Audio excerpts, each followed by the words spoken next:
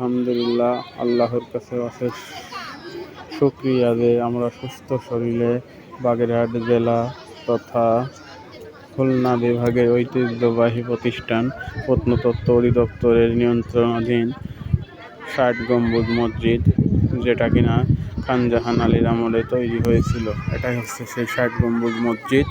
এই ৬০ গম্বুজ মসজিদের একটা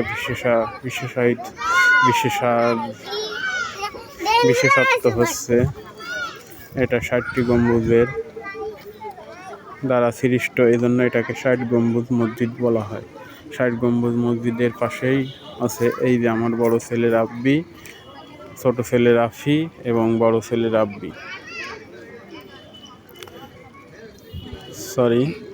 ভুল হয়েছে, আমার বড় ছেলে রাফি এবং ছোট ছেলে রাব্বি। এই হচ্ছে খান জাহান আলীর ৬০ গম্বুজ মসজিদের পাশে একটা দিঘি। এই হচ্ছে দিঘি, দেখেন কত সুন্দর। দিঘির ভিতরে শাপলা ফুল আছে, পদ্ম পাতা আছে, দেখেন কত সুন্দর, কত সুন্দর এই মসজিদটা। দেখেন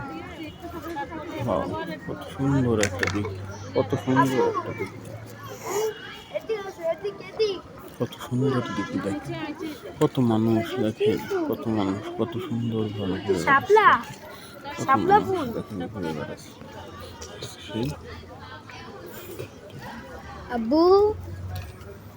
পদ্ম পাতা, পদ্ম ফুল।